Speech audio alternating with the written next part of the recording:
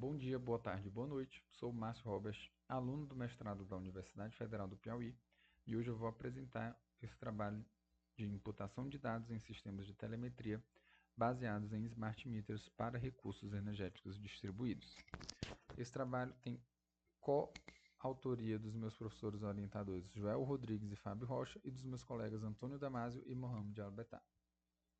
O contexto em que esse trabalho está inserido é no contexto do aumento dos preços da energia elétrica, juntamente com o aumento da preocupação com o meio ambiente, o que impulsionou a geração própria de eletricidade, tanto em contexto residencial como comercial, que está diretamente relacionado com os recursos energéticos distribuídos, que ampliam a autonomia energética.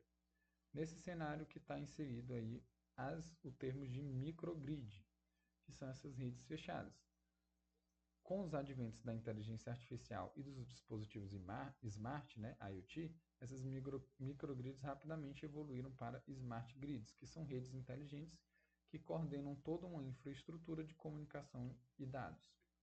E elas funcionam por meio dos smart meters, que se diferenciam dos medidores tradicionais por eles terem uma alta resolução temporal e comunicação em tempo real. Sendo assim, eles são um papel-chave na infraestrutura de medição avançada.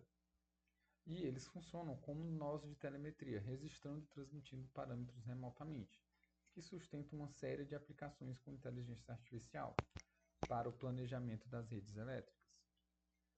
Porém, tem um problema na questão da confiabilidade desses dados, que constantemente os smart meters estão em situações adversas, seja por falhas de sensor ou por instabilidades da comunicação, que são limitações usuais de dispositivos IoT. Só que esses problemas causam lacunas nos registros de telemetria, que comprometem as aplicações, como previsão de carga, estimação do estado da rede, o gerenciamento energético como um todo. E, para dimensionar esse problema de forma rigorosa, foi conduzida uma revisão bibliométrica nas bases Scopus Web of Sciences, cruzando os termos de smart meter in-end e microgrid ou distributed energy resources. E foi encontrado uma série de estudos. Porém, para selecionar apenas os estudos que trazem aplicações de smart meters nesse contexto de geração distribuída em microgrid, foram lidos o título de resumo de cada um desses estudos e foram selecionados apenas os 169 que casam com a pesquisa. Desses 169 foi aplicada uma análise bibliométrica mais aprofundada e dessa análise bibliométrica foram tiradas algumas informações muito importantes, como a produção média anual, que a gente vê aqui que nos anos de 2023 e 2024 teve um aumento aí da produção, teve o pico da produção de estudos neste contexto. E outra informação, a mais importante, é que desses 169 artigos, por meio aqui desse mapa temático, a gente consegue ver os assuntos mais relevantes e os assuntos que são tratados nesses artigos. E a gente vê temas aqui como gerenciamento energético, integração de microgrids, previsão fotovoltaica, negociação de energia. Aqui tem charging station, que é um carregamento de carros elétricos, estação de carregamento. E vários outros temas, mas não encontramos nada sobre imputação de dados ou sobre a qualidade dos dados.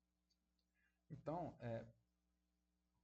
foi feito para confirmar essa lacuna na pesquisa, eu fiz o caminho inverso, coloquei imputação de dados, qualidade de dados e smart meters, ou então imputação de dados e qualidade de dados, ou microgrid e distributed energy resources.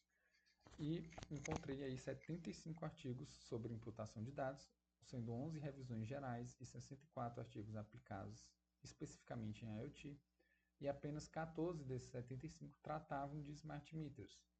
E nenhum desses 14 trata de smart meters no cenário de smart grid. Ou seja, quando pesquisa smart meters e microgrid, não encontra nada sobre imputação de dados e qualidade de dados. E quando se pesquisa sobre qualidade de dados, imputação de dados e smart meters, não encontra nada de geração distribuída. Então, essa lacuna é confirmada quantitativamente na interseção desses dois campos. Então, o objetivo desse estudo ele busca realizar uma avaliação experimental comparativa de métodos de imputação já consolidados na literatura, sem propor nenhum algoritmo novo. E as contribuições são de identificar e quantificar essa lacuna, fundamentá-la com evidências bibliométricas, comparar 10 métodos de imputação em 3 conjuntos de dados reais, avaliar o desempenho sobre diferentes percentuais de dados faltantes e, por fim, formular recomendações práticas para os sistemas de smart meters associados à geração distribuída. E a metodologia seguiu duas grandes etapas. A primeira foi uma revisão sistemática da literatura, que já foi apresentada, e a segunda é uma avaliação experimental comparativa, que eu vou detalhar agora por meio desse fluxograma, que começou com a seleção e caracterização dos conjuntos de dados, seguido por um pré-processamento e padronização desses dados. Então, foram simulados dados faltantes nesses conjuntos de dados, e então foram aplicados os algoritmos de imputação de dados nesses conjuntos de dados com dados faltantes. Então foi feita a avaliação desses algoritmos ou desses resultados, o cálculo das métricas e a análise estatística. Dos métodos selecionados, eles foram selecionados de acordo com o ranking de relevância deles naqueles artigos de imputação de dados e smart meters que foram selecionados anteriormente. Então, foi feito um ranking com os artigos mais frequentes, consequentemente, os artigos mais relevantes na literatura. Então, foram selecionados esses 10 algoritmos mais frequentes, que eles cobrem 3 grandes categorias. Métodos estatísticos clássicos, como média, regressão linear e interpolação linear. Métodos de aprendizagem de máquina, como KNN, Random Forest, Support Vector Machine e Miss Forest. E métodos de Deep Learning, como Autoencoder e Generative Adversarial Networks, incluindo também uma imputação múltipla por equações encadeadas, que é o MAIS. De todos esses 10, o mais relevante na literatura, que é o que mais aparece, é o KNN. Bom, agora tratando aqui do conjunto de dados. Foram utilizados 3 conjuntos de dados reais com dados coletados por smart meters. O primeiro conjunto de dados ele é da geração elétrica diária. Ele pega aqui de 20 a 200 resistências e pega a geração fotovoltaica, a geração de energia em cada uma dessas casas.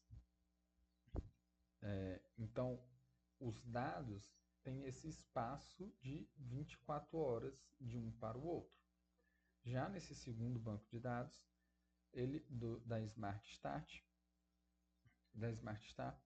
com painéis solares e uma turbina eólica, com amostras a cada 5 segundos, de tensão, corrente e geração a cada 5 segundos. Então tem uma forte autocorrelação temporal. Já o terceiro banco de dados, ele é o maior de todos, ele possui mais de meio milhão aí de linhas, com 14 colunas, sendo que 3 delas apresentam informações relevantes, que foram isoladas das demais, para seguir com os testes. E ele apresenta o consumo agregado de uma subestação secundária. E essa diversidade nos algoritmos ela foi essencial para testar os métodos em cenários realmente distintos. Seguindo aqui na geração de dados faltantes. Em cada um desses 3 conjuntos foram inseridos dados faltantes artificialmente sobre mecanismos MCAR, que são completamente aleatórios, em 6 percentuais diferentes, de 5, 10, 15, 20, 25, 50 e 75%. Ou seja, foram removidos aleatoriamente e completamente nesses percentuais aqui alguns dados desses bancos de dados. E as métricas utilizadas para avaliar são essas aqui. E também foi aplicado a ANOVA de 2 e 3 fatores.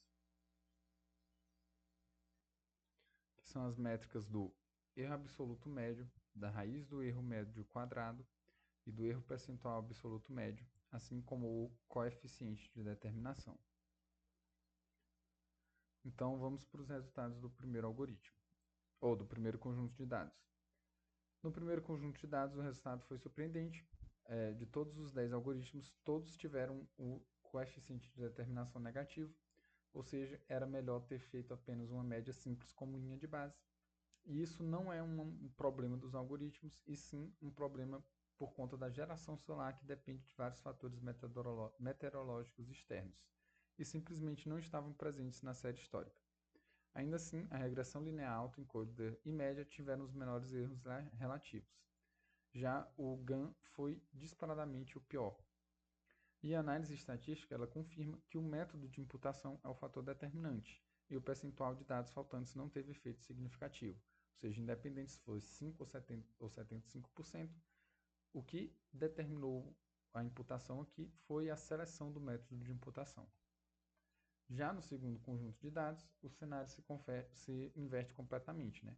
Todos atingem um fator de... todos atingem um coeficiente de determinação acima de 0,099, ou seja, todos foram praticamente perfeitos, com destaque aqui para o KNN, interpolação linear e random forest. Isso acontece por conta das amostras que foram feitas a cada 5 segundos, ou seja, elas tinham uma alta correlação entre si, que acabou se tornando um problema trivial aí até para o método mais simples. Contanto, ainda assim o GAN operou aí de maneira pior do que os demais. Já que no terceiro e último conjunto de dados, é revelada aqui uma instabilidade nos modelos de aprendizagem profundo. O GAN ele chegou mais uma vez a um coeficiente pior do que todos os outros, um valor tão extremo que precisou ser excluído aqui da escala para não distorcer o gráfico. O autoencoder também teve um desempenho muito fraco, e os melhores foram o KNN, o Miss Forest e o Randall Forest, ou seja, métodos estatísticos simples que tinham funcionado bem no conjunto anterior não funcionam tão bem assim aqui. Já quando a gente vai juntar todos os dados para fazer um padrão estatístico muito claro emerge aqui. Em nenhum dos cenários, o percentual de dados faltantes foi estatisticamente significativo, ou seja, algo completamente contraintuitivo, né? Independente se tem 5, 20, 50 ou 75%, não revelou informações estatísticas relevantes. O que mais relevante foi a escolha do método de imputação. Além de, o que nos leva à conclusão central do trabalho, que é o que determina o desempenho da imputação, não é se o algoritmo é altamente complexo e sofisticado, e nem a quantidade de dados faltantes, se é mais da metade ou menos da metade, e sim a resolução temporal e a variabilidade intrínseca do sinal que está sendo medido pelos smart meters. Isso nos leva a recomendações bem práticas para quem projeta sistemas reais. O primeiro é que em sinais de alta frequência e forte correlação, um método simples como interpolação linear já é suficiente. Ou seja, se tem uma boa relação, não precisa estar utilizando muito memória, muito poderio computacional, sendo que um método simples já resolve. E em cenários de maior variabilidade, como geração solar, um KNN, Miss Forest e Randall Forest oferecem melhores equilíbrios.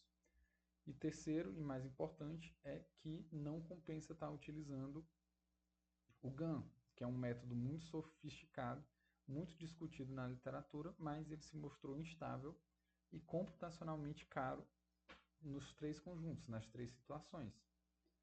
Por isso não é recomendado o uso do GAN em sistemas de smart meters em DARES, com restrição de tempo real. E por fim, algumas limitações aqui do trabalho, que avalia apenas o método completamente aleatório e não reproduz totalmente as falhas sistemáticas reais do sistema de comunicações e sensores. E para o trabalho futuro fica aí a questão de testar em outras maneiras de método de dados faltantes, assim como a implantação em Edge Devices. Fica aí o agradecimento para FAPEP e CNPq, e eu estou aberto aqui para responder perguntas e dúvidas. Muito obrigado aí pela atenção, e é isso.